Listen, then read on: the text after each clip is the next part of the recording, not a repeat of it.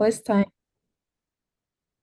Go ahead. Palestine, yeah, Palestine must join the United Nations to be protected by the international community, but they are currently unable to join because Israel and United States are not on good terms. Okay. So I Yes. forgot to start the recording. So I just remembered I should start the recording to post it. So um, if only because I think the Catholic University of Korea wants evidence that we actually meet during these holidays. So I can say, see, I've got we met. I met with my class. See, I got the recording on Cyber Campus. They can watch it. Okay, so the next two groups. So again, let's be high tech. Siri, pick a number between 1 and 2. The answer is 2. Okay, so that's Choi Song-min. Choi Song-min, what did your group decide? My group said 4, since we are one of the strong allies of the West, especially the United States. We must share the view with the United States. We will be able to continue to hold that position because we must share the position with the United States. Even though some people are claiming that the United States is aiding and abetting genocide by Israel. But South Korea claims to represent the rule of law, global Korea, soft power. Korea stands for human rights, the respect of all dignity of the human rights of all people around the world. But South Korea is not even going to abstain. You think South Korea is going to vote no, no, no. It could abstain. It doesn't have to vote yes, but it doesn't have to vote no. It could just abstain. Ji-won-yu, you have the same view? Yeah, actually, because of course we want to decide the Palestine as the formal country in the UN, but I think the international regime is not that optimistic. So, and last year, the Korean government abstained from voting on the resolution for ceasefire in the Palestine, and as you said, Korean government don't recognize the Palestine as an observer country now. So I think these things can be the clue that a Korean government can decide as a disagree in this topic. I would think they're going to abstain, but I could be wrong. I don't think they're going to vote no, but I don't think they're going to vote yes. They're going to abstain again. But I could be wrong. We'll see. We'll see what happens. Yurim, what did your group decide?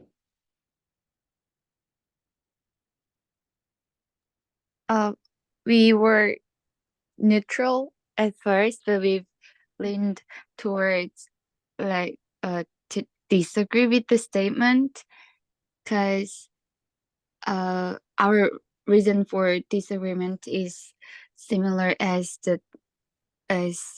group number 2 said before, because our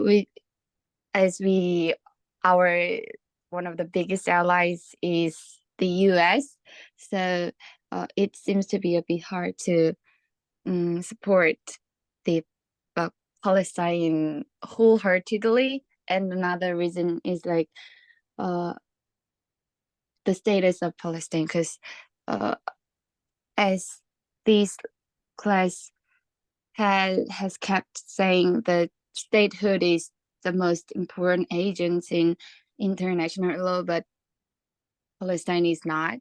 So I think Israel is stronger than Palestine, and that can be one of the reasons that Korea decide to. So you think they'll vote yes, no, or abstain? Yes.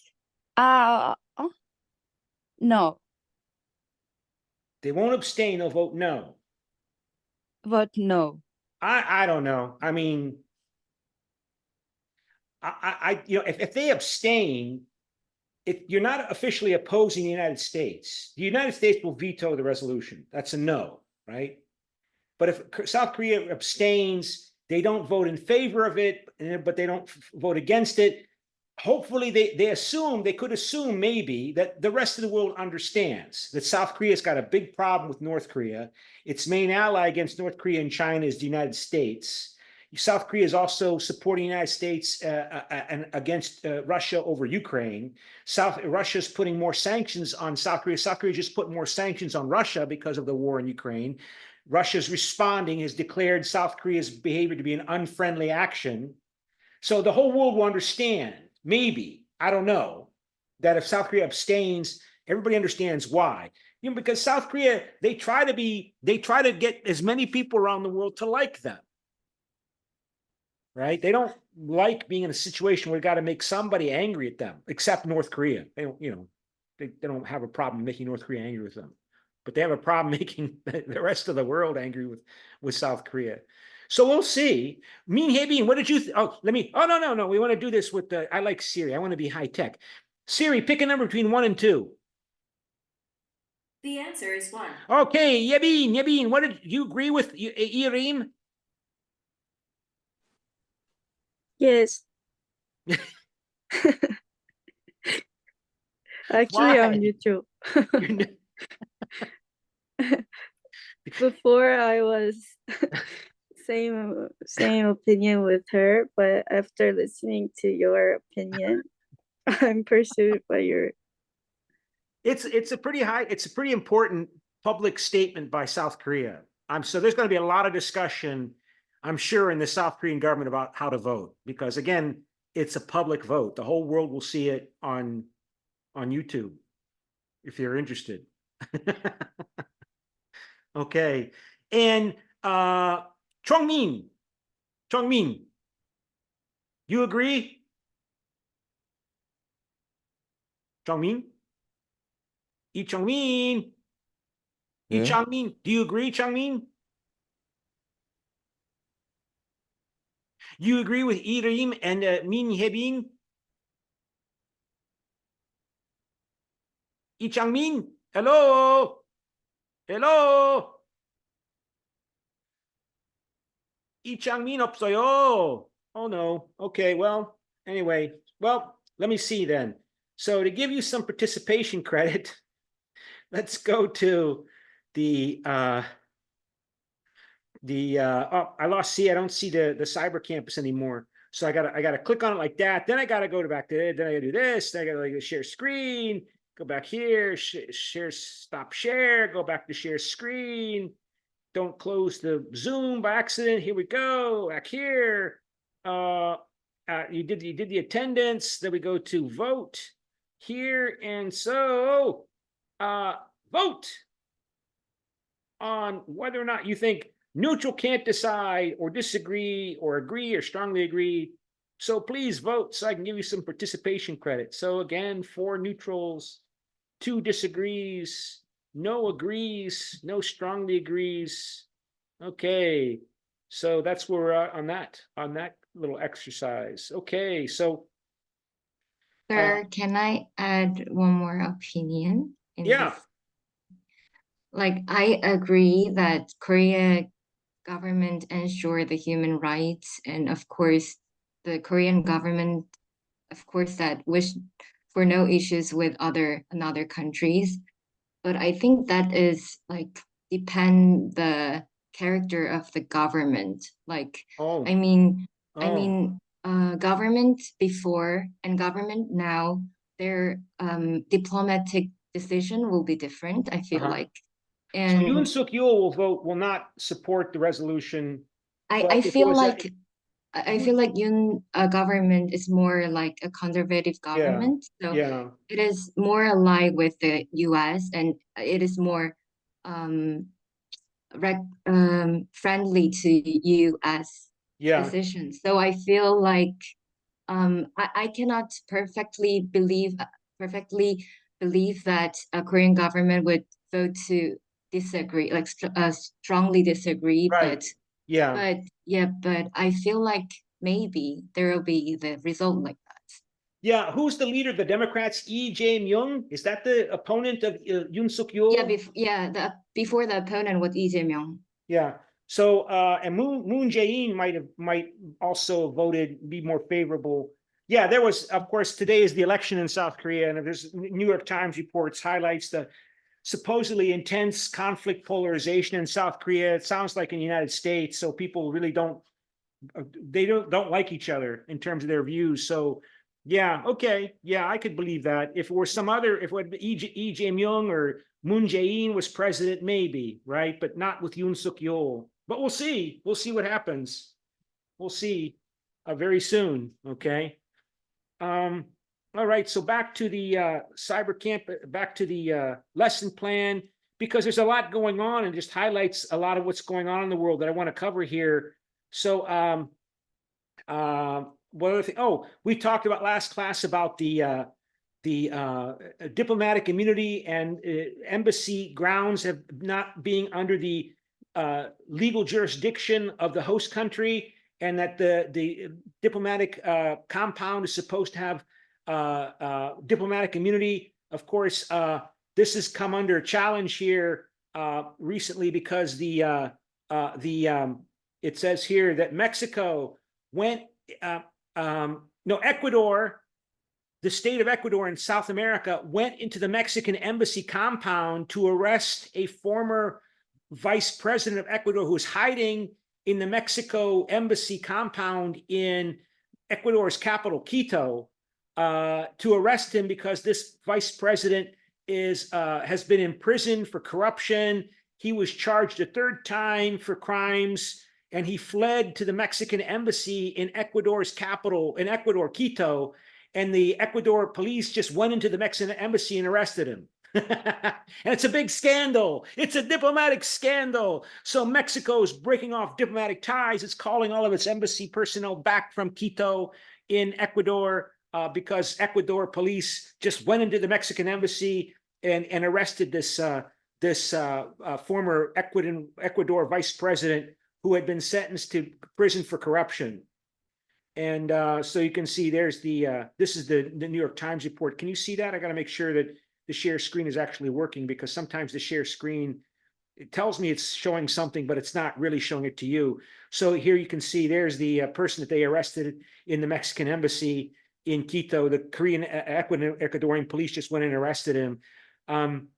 There you can see, but of course, Ecuador was a lot in the news also in the past because Julian Assange, who the Americans are trying to get sent to America to be put on trial for breaking the 1917 Espionage Act, for publishing the WikiLeaks files that showed U.S. actions and brutality in Iraq and Afghanistan. Julian Assange was in London, and he hid in the Ecuador embassy in London for like 5 years, some number of years. He hid in the Ecuador embassy, and the British police would not enter the Ecuador embassy to arrest him so that they could, extradite him and send him to the United States. They just sent police forces outside the Ecuador embassy waiting for him in case he came out of the embassy to arrest him, but they never went in and arrested him. So Ecuador has been in the news a lot in the past also because the British at least took seriously the diplomatic immunity of the Ecuador embassy in London, but Ecuador didn't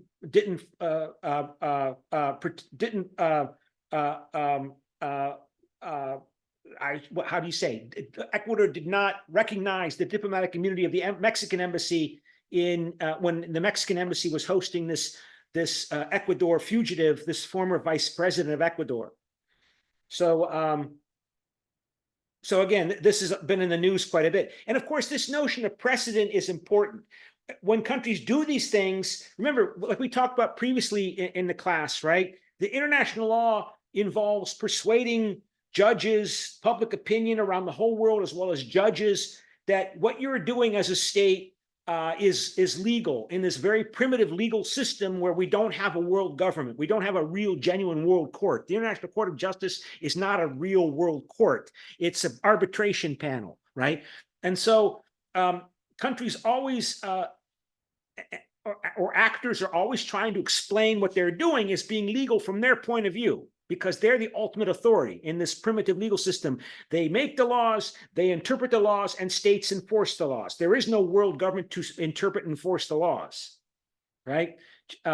It's the state themselves. So when they make a legal argument to you and me and to other countries, they look at, as we said in the previous class, as we said in English, they throw the whole kitchen sink, they throw everything out there in explanation as to why what we're doing in Israel and bombing Gaza is legal, or why we are, as the Ecuador government, have broken into the Mexican embassy to arrest this individual. We have to make an argument as to why what we're doing is legal, why we did not break international law, right? And they will, as you know from reading your book, your textbook, you look at the footnotes in the book, right? I have a copy of the book somewhere here. Yeah, this is my photocopy copy of the textbook. You look in the book, look at how long the footnotes are, right? These sections at the end of each page where they try to show all of the case studies, all the examples, all of the precedent, right? That goes into these professors, Gaeta, Vinualis, and Zapala's view about how they understand international law. All this down here, right?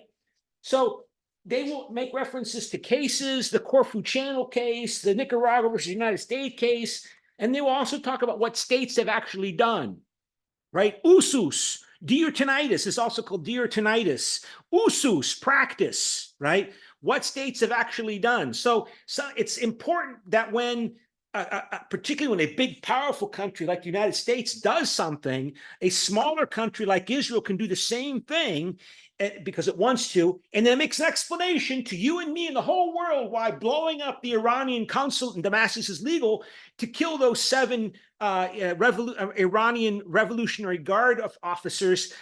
In terms of, for example, the United States killed an Iranian general in January 2020. When this Iranian general, Qasem Soleimani, the leader of the Revolutionary Guards of Iran, was in Baghdad visiting Baghdad government in Iraq, next door to Iran, at the airport, and blew him up and killed some Iraqi militias that the Iranian government was supplying, right? And the Americans, Donald Trump made that decision to kill him because Qasem Soleimani, he claimed Qasem Soleimani and the Revolutionary Guard of Iran were undertaking attacks against American personnel in Iraq, in the country of Iraq, not in Iran, in Iraq, and attacking and using militias to attack those American people, and killing, one died, and attacking the U.S. Embassy in Baghdad. So Israel can point to that and say, see, I mean, if you're going to fight, you can kill the officers of another government that's engaged in terrorism, as we, the Israelis or the Americans, define it. And the Americans did something like that. So what we're doing is legal in part because of precedent. So when countries are doing more and more breaking into embassies or blowing up embassies or breaking into embassies, this is significant, right? So even embassies are no longer, or when they attack, but of course that investigative report we highlighted earlier about how apparently Russian army military intelligence personnel were using sonic weapons or some kind of weapon against American personnel in America's embassies. Or earlier in 1979, when the Iranian Revolution happened, they seized the American embassy there. The point is that this establishes some kind of precedent, right? That is then used in arguments as to why what a country is doing is legal, because somebody else, particularly a big, powerful country, did something like it earlier. And for some countries, this is more important than others, right? The British government did not break into the Ecuador embassy to arrest Julian Assange. They decided not to do that, although of course they could have, but they didn't. But the Ecuador government decided to break into the Mexican embassy to arrest this fugitive from Ecuador justice. So just to show you again how these issues are in the news. So this is, of course, the person that the Americans killed, Qasem Soleimani, in January 2020. He was assassinated on the order of the U.S. government while he was in Iraq at the Baghdad airport, because the Americans claimed he was organizing terrorist attacks against American military and diplomatic personnel in Iraq. Right. And the Israeli. So again, we talk about international law. Is it really important? We talked about earlier how even though countries never admit what they're doing is legal, and how they always come up with an argument that what they are doing is legal, that still it's really important for governments to come up with a legal explanation. So here's a report again from Democracy Now! From a couple of days ago, April 5th, about how the Israelis are using artificial intelligence in the war in Gaza to identify and kill people that they claim are militants, Hamas fighters, or what the Israelis call terrorist brigades, terrorists, right? Terrorists are hostis humani generis, enemies of all humankind. Hostis humani generis, like pirates were 200, 300 years ago, right? So, and this highlights how, according to the legal department of the Israeli government, it highlights here, what does it say here? I can find it here. Army, let's see here if I can find it here. In this report, highlighting that the Israeli army got approval from their legal department about the number of people they could kill, right? So this guy, Yuval Abraham, he's an investigative journalist in this magazine called 972, which is really interesting magazine in Israel. And he says, yeah, it's a good question. So what sources told me in these first weeks after October 7, right? For the low-ranking militants at Hamas, many of whom were marked by Lavender, this artificial intelligence program called Lavender. So so we can say alleged militants, they were marked by the machine. They had had a predetermined what they call collateral damage degree. This means that the military's international law departments, Israel's international law departments, said that you are following the principle of proportionality. If you can kill up to 20 civilians to kill one Hamas militant. And this means that the military's international law departments told these intelligence officers that for each low-ranking target that Lavender, the artificial intelligence program called Lavender, marks, when bombing that target, they are allowed to kill. One source of the number was up to 20 civilians. Again, for any Hamas operative, regardless of rank, regardless of importance, regardless of age.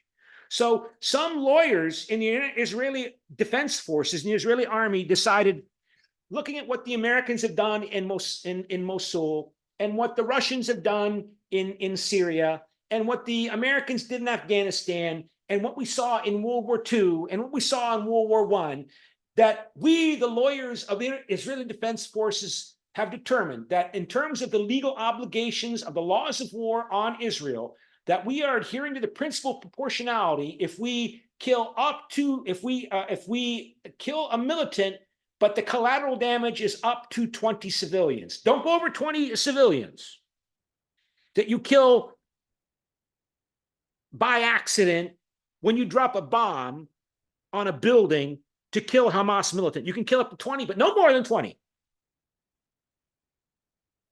That's what the lawyers in the International Law Department of the Israeli military have apparently told the Israeli army, that according to precedent, according to practice, usus, according to opinio juris or opinio necessitatis, what states have said, you can look it up in all the books, in all of the footnotes, in all my library of all these international legal books, that having studied this, that we understand that our legal obligations allow us, in killing terrorists, Hamas terrorists, to kill up to 20 civilians, if unavoidable, to kill that terrorist Hamas operative.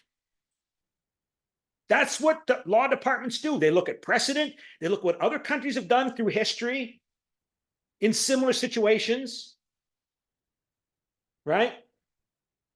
So one source said there were that also minors, people under 18, being marked by Lavender. Not many of them, but they said there was a possibility. There was no age limit. Another source said up to 15 civilians, not 20, 15 civilians for low-ranking militants.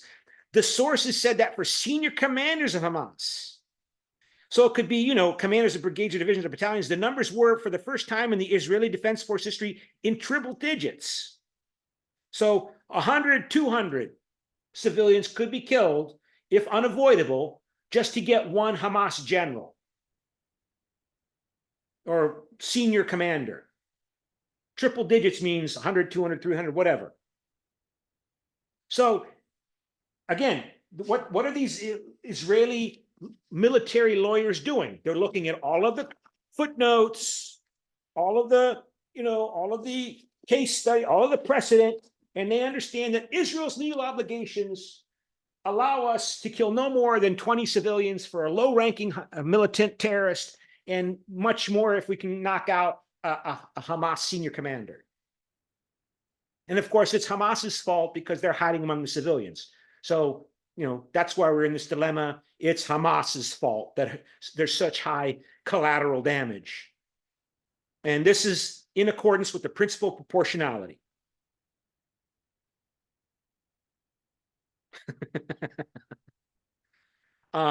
It says here, so for example, Ayman Nofal, who was the Hamas commander of the Central Brigade, a source that took part in that strike against that person, said the military authorized to kill alongside that person 300 Palestinian civilians. And we've spoken at 9+972 and local call Palestinians who were witnesses of that strike, and they speak about, for quite large residential buildings being bombed on that day, entire apartments full of families being bombed and killed. And that source told me that this is not, some mistake, like the amount of civilians of this 300 civilians. It was known beforehand to the Israeli military. And sources described that to me, and they said that, one source said that during these weeks at the beginning, effectively the principle of proportionality, as they call international law, did not exist. Okay, well, they're still talking about the principle of proportionality, as they call it in international law. In the laws of war, jus ad bellum, how do you fight a war? The principle of proportionality, right? You can't kill everybody to kill one person, one target. You could point to the Americans. The Americans weren't bound by, they dropped atomic bombs on Nagasaki and Hiroshima, when 90% of the people at least that they killed were civilians, right? But anyway, so just to show you how this primitive international legal system works, particularly in wartime, right? Okay, so back to the stop share and go back to share screen and here, and we go here. And of course, they killed these 7 aid workers of World Central Kitchen were killed. And of course, this is a few days ago. And the Israelis, they say it was a mistake. They didn't mean to hit these people. These humanitarian aid workers is a war crime, a violation of the laws of war, et cetera, et cetera. Israel said, well, we made a mistake. We're sorry, blah, blah, blah. We fired a couple of military officers, disciplined some others. The Israeli military announced that it had dismissed 2 officers from the brigade responsible for the attack, on World Central Kitchen, 3-car convoy of World Central Kitchen humanitarian aid group. Because famine is breaking out in Gaza. Thousands of people are on the verge of dying of starvation right now in Gaza. This is why Nicaragua and South Africa are claiming that Israel is plausibly, there's a plausible case that Israel is engaging in genocide in Gaza. And so here's one of the 3 cars that was hit by a drone, a targeted hit. Of the 3 World Central Kitchen cars.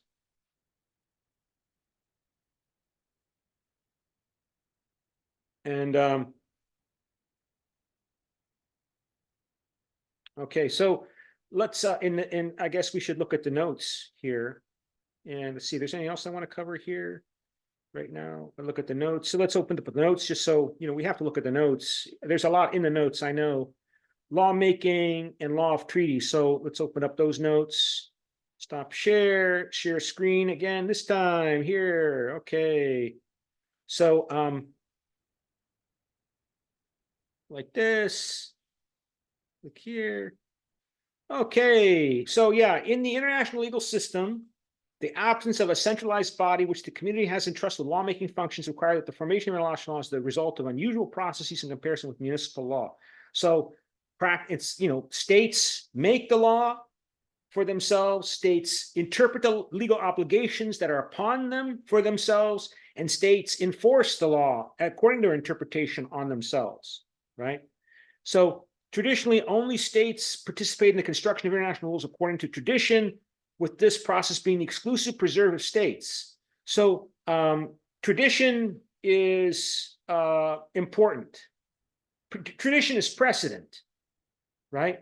In modern times, the situation has changed, in part because of the demand for the public to participate. So generally, international or global civil societies come to play an active role in influencing the content of international law. More specifically, international organizations like the United Nations, the International Court of Justice, non-governmental organizations like the Red Cross and Red Crescent societies, right? But there are many other non-governmental organizations that play an important role, right? Multinational corporations, because they're engaged in international business, and so they have a strong interest in coming up with legal regulations for international business, right? Are also actors influencing international rules formation. The international community creates international law in a variety of ways through multilateral processes. In other words, through states working together, buy-in within international organizations like the United Nations, and by codification and progressive development of international law. So if you listen to that video I showed you of Nicaragua's application for the International Court of Justice for claiming that Germany is abetting Israeli genocide, they make reference to the International Law Commission. The International Law Commission is the main body that is responsible for watching what all these states are doing and saying, there's usus. Oh, the state explained its practice, its usus, its practice, and that's opinio juris or opinio necessitatis. So, what do they say? What do they write down? Yes. Okay, so we've watched all of this, we read all of this, and now we're going to write it down as a treaty regarding how do you treat diplomatic compounds? How do you treat embassies? What is diplomatic immunity? What is, that's what the codification of international law involves. And so you hear references in that video to the International Court Law Commission, really important body of smart guys, and I guess women. I don't know who's on it. What is the Wikipedia? I didn't check this. What does Wikipedia have to say about the International Law Commission? So we move this down here, and we go to international. Let's see. I'm just curious what Wikipedia has to say about the International Law Commission. Oh shit, the International Law Commission. And it says International Law Commission, hooray! Let's say stop share. I gotta reshare the screen here. So we go here and International Law Commission. There. Oh, what happened? There it is, International Law Commission. And it is a body of experts responsible for helping codify international law. It is composed of 34 individuals recognized for their expertise and qualifications in international law who are elected by the UN General Assembly every 5 years. So here's a picture of the current members. Any gals? Any women? There's one. There's some women there. So who are these people? Any Koreans there? Let's see here. Who's on it? Japan. Korea, hooray! Lee Kyung-wan, hooray! Lee Kyung-wan. South Korea, woo! Anybody from the United States? Nobody from the United States. Interesting. Russia, yeah. Is that Ecuador? It looks like Ecuador. China, right? No United States, but there is South Korea. All right, South Korea. And you hear references also to state responsibility, right? Here you can see state. Let me make sure you can see that state responsibility. Again, I just mention it because it's all highlighted there in that. That's not the right one. Sorry, messed it up. So stop share. This one. And so we go back to state responsibility. Yay. And so written by, and so state responsibility is how you go about invoking a state's responsibility for its wrongful act, in my opinion, as the leader of Russia or South Korea or United, whatever, right? And then they make references to these draft articles of the responsibility of states for internationally wrongful acts, or draft articles. Everybody references this. It's never been approved by the states. It's draft. It's a draft treaty for states to recognize the principles of responsibility of states. But it's referenced all the time. But it's never been formally voted on and ratified by the international community. And it was written by the International Law Commission in August 2001. The draft articles are a combination of codification, progressive development. They have been cited by the International Court of Justice and are considered by courts and commoners to be in whole or in large part an accurate condition of the customary international law of state responsibility. So how are you supposed to go about the process of saying, hey, South Korea, you are violating your international legal obligations to me in Russia because you are putting wrongful sanctions on Russia against me in an affair that has nothing to do with you. And you might be South Korean and say, well, we disagree. Well, I don't care if you disagree, but this is the process by which we go about talking to each other about you did something wrong that I think is illegal. This is the process you go through for invoking a state's responsibility for wrongful acts. So back to those notes. And so it says here, and there it is. Okay. So codification and progressive development of international law. International judges also have a function in development of international rules.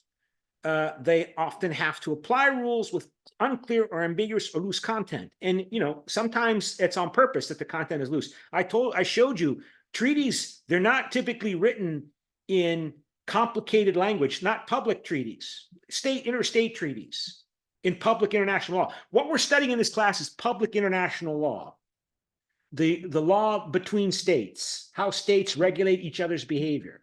That's called public international law.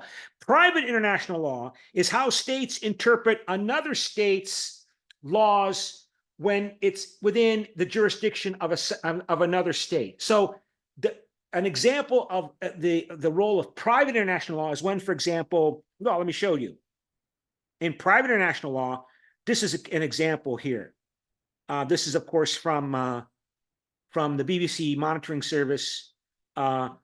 We have a situation where two Russian women were married, a same-sex marriage in Denmark. Human rights.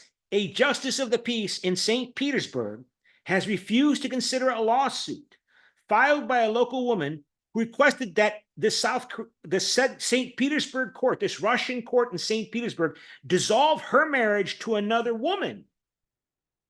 Kommersant, the newspaper, the Russian business newspaper, daily reported on its website, these two women got married in Denmark in 2017.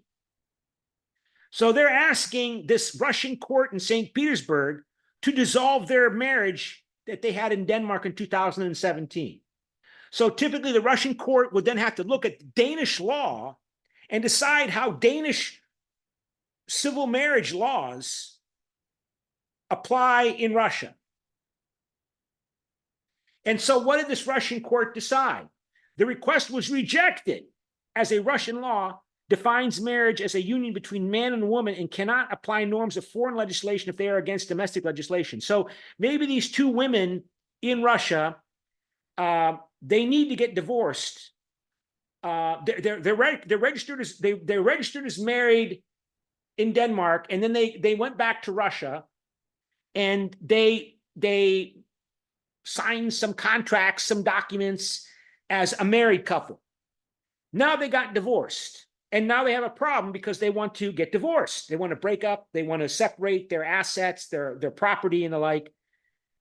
But they don't want to, they can't go to Denmark to get divorced. They want to get divorced in Russia.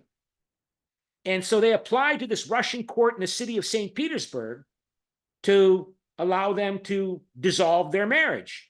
And the Russian court said, sorry, we don't recognize your marriage. We're not going to do anything for you. So this is an example of private international law. How do courts try or attempt to interpret another country's laws in their own court for and typically involves family and marriage issues, right? So just to make sure you know, there's a difference. There's public international law, which is what we're studying, and then there's private international law, which is the study of how a court in one jurisdiction interprets and applies the laws in another court in a different national jurisdiction. And typically it has to do with, like, for example, divorce and family issues. Okay? So so you know that, in this class in international law, you should know that there's public international law, which is treaties and international laws and laws between states, customary international law, and private international law, which is this. This is private international law.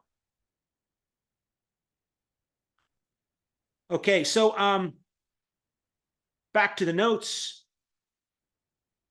So go back to share screen. Here we go, back to the notes, and it says here, where? Hold it. Sorry, so the computer's confused. I got too many files opened. So go here, share. Okay, let me just do it like this. Okay, and let's see. Okay, it's working now. So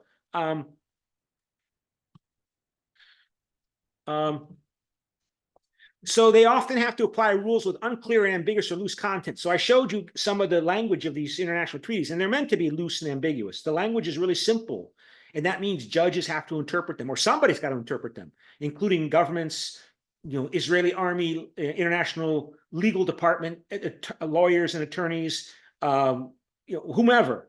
They get to interpret what these vague general treaty terms mean. These judges opt for a specific solution which inevitably fills the gaps with pre-existing normative framework. Okay.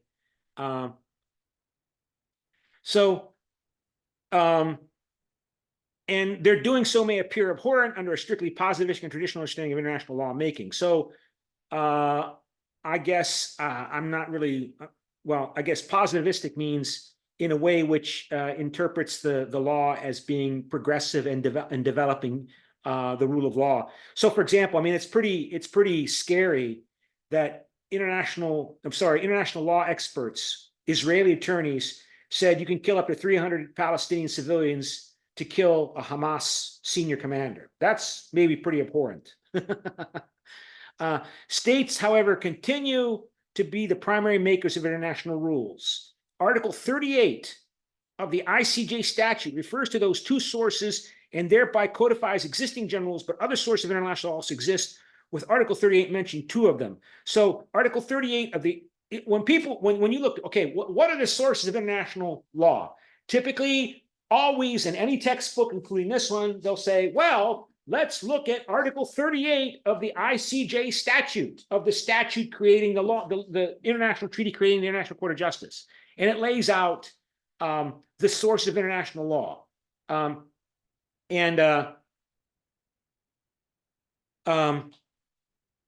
it says here, one is general principles of so-called civilized states. Remember, you don't use the term civilized nations anymore. You say peace loving, but this is from this treaty was originally founded before World War II. Before the International Court of Justice was called the International Court of Justice, it was called the International Arbitration Court. The Permanent Court of International Arbitration was its official name before the Second World War, when the League of Nations existed. It was called the Permanent Court of Arbitration. And states before World War I took a lot of their cases to arbitration. I mean, one of those lectures about the Belle Epoque, the gay 90s, right?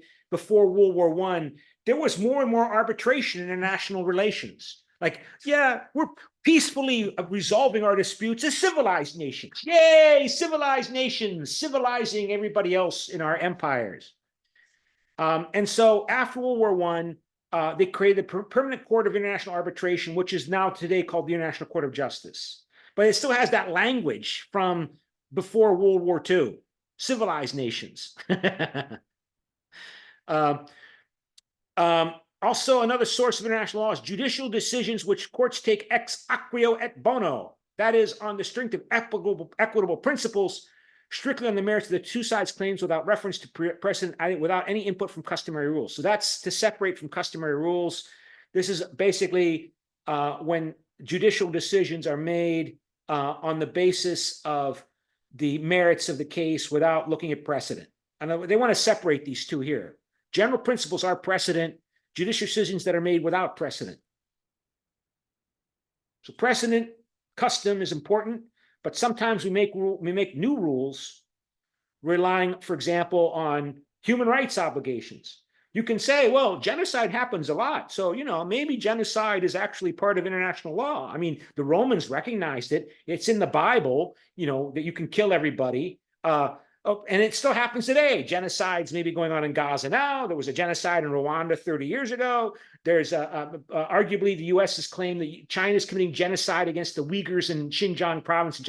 There's a lot of lots of usus involving genocide. So maybe we should say, genocide is part of international law because there's a lot of practice. But no. Just because we're evil bastards doesn't mean we say that's okay. So we know people do that, but that's not part of international law because we said it's not.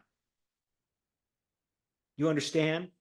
The Martens Clause is always referenced before World War I at the Hague Conventions, that international law includes our ideal philosophical aspirations.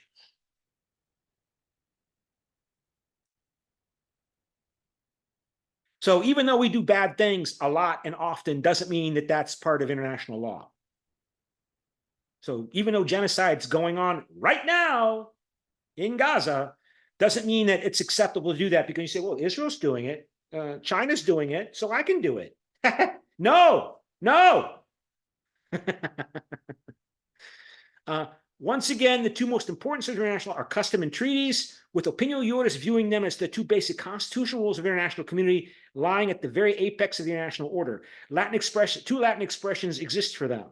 So they don't use Chinese terms because, international law was founded by European empires, beginning 300 years ago. So that's why they use these Latin terms. Constituendo est servanda. All international subjects must comply with international rules. Yay! And pacta sunt servanda. The parties to international agreements must abide by them. Yes.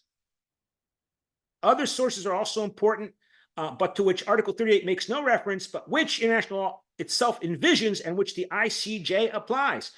Unilateral acts of states creating rules. So that's, for example, the best example of that is one of the examples that's always mentioned in any textbook is space law. The fact that satellites can go over any country around the world. In other words, space is not part of the sovereign territory, unlike airspace, unlike sea, unlike the ground below the surface. Your territory extends up to about 150 kilometers and it stops. Why? Because Russia sent a satellite into space in 1955 or 57, and nobody could stop it. Nobody protested. It just did it, and voila! That's now part of international law, that your sovereign territory does not extend out to infinity into space beyond your airspace. General principles of international law and binding decisions on international organizations.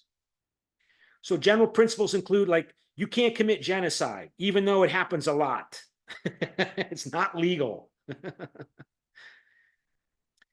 So this is Article 38, the famous Article 38. The court, whose function is to decide in accordance with international law such disputes as are submitted to it, shall apply. International conventions, treaties, conventions, treaties, covenants, they all mean treaties. Whether general or particular, establishing rules expressly recognized by the contesting states. International custom as evidence of a general practice accepted as law, the general principles of law recognized by civilized nations. Hooray! And I just love that old language, right? Because again, the British and the French and the Spanish and the Portuguese and the Germans and the Italians and the Russians, right, claim that they are the center of the universe, and they are the civilized nations. And because they're civilizing the rest of you who are not, Russia and France and Britain and so on, and the Japanese, right? Remember, Japan was on the winning side in World War I, so it considered itself to be one of the civilized nations, even though it really resented the fact that the Americans and others didn't accept them as being equivalent because they're not white. Subject to the provisions of Article 59, judicial decisions and the teaching of the most highly qualified publicists of the various nations, professors, yes, as subsidiary means for the determination of rules of law. Right? In other words, so scholars, this book, Antonio Cassese, yeah, he's one of the most highly qualified publicists of the various, but he's dead. So we'll take his book and we'll call it Cassese's International Law. And I bet that these three people were his students, because I mean they referenced Italian law a number of times, and I'm thinking that's because they studied under him and he's an Italian. So they mentioned that Italian jurist, his last name was Anzalotti. Who's the Anzalotti? But they know who he is. It's an Italian name, but he's one of the jurists that they always reference. This provision shall not prejudice the power of the court to decide a case ex aquio bono if the parties agree thereto. So in other words, if you go to the International Court of Justice and you agree that you just want the court to arbitrate the case without looking at precedent and what they think is the right thing to do, you can ask them to do that. And of course, this is all from, thank you, Defense Advanced Research Project Agency, DARPA. And you might be wondering, what is this? What is this statute? Well, there it is. There's the International Court of Justice statute of the International Court of Justice. There it is. And again, the language is really simple. It's not hard to, because typically when you think about contracts and really complicated business agreements and between Korean companies, the language is so specific and detailed. But international law, no, this is Article 38, right? Right there. So back to here, stop share, go back here and go here. You can see. And let's see, my computer. All right, there it is. Okay. So Article 31D raises issues regarding whether it refers to formal sources of international law, but which are subsidiary with regard to the preceding formal sources. Formal sources may create rules that are non-binding, yet they have a normative character. So they may have legal effects besides obliging addresses. So to comply, addressees to comply, the so-called soft law.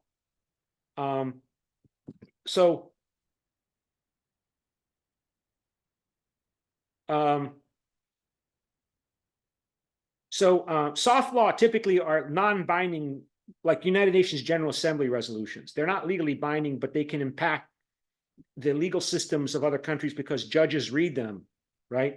So ICJ decisions ex aquio et bono, namely ICJ decisions that their basis external to the law because they are not obligatory or custom, are not a formal source of international law. So I'm trying to think of a case like that. I can't think of an International Court of Justice case as ex aquio et bono. That doesn't mean that there is. I just don't know. Yet the decisions themselves remain binding on the parties to the dispute. Yeah, but they agree. You ICJ judges decide the case on what you think is fair, so we get this over with, and don't look about what the Mexicans did regarding their case or what the Albanians did in their case 80 years ago. Just So two categories of sources for international law are primary and secondary. Primary law sources are sources which general international contemplates, namely custom treaties, unilateral acts of states, creating rules of conduct, general principles of international law.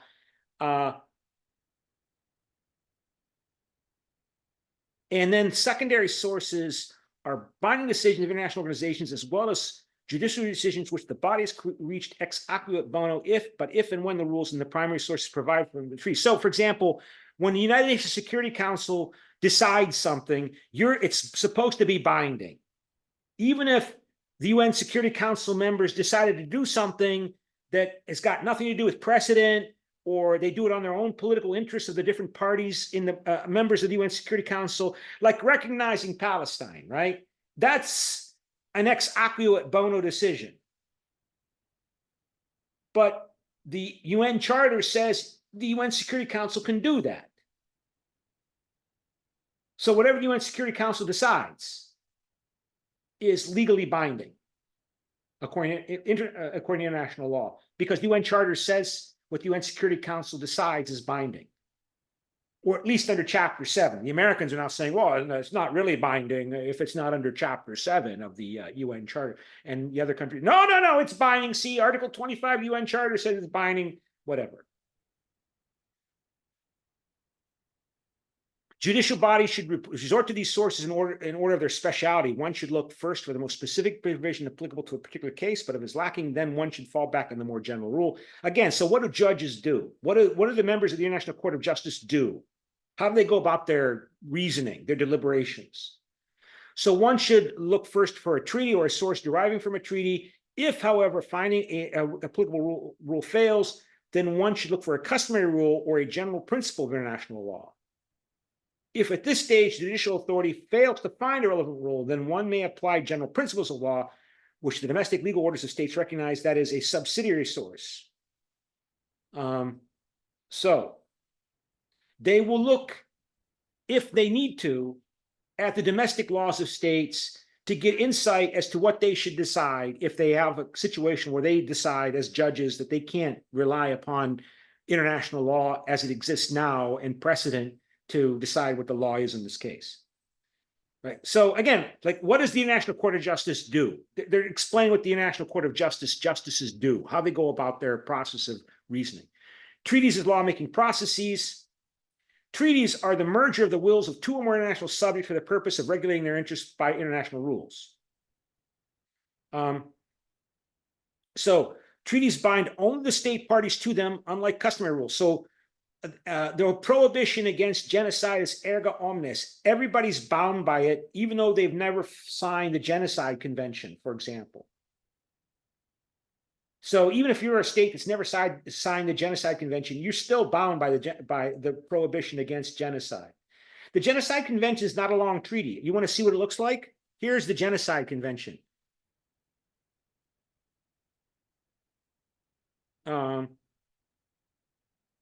I have it here somewhere. Where is it? Too many things to show you here. Too many things to show you. Yeah, here it is. So stop share and then share screen. And so here you can see, this is the Genocide Convention from 1948. That's it. Short document. So you can understand there's going to be a lot of fighting and arguing over what is going on in Gaza. Is there conspiracy? So this is it. It's not a long treaty.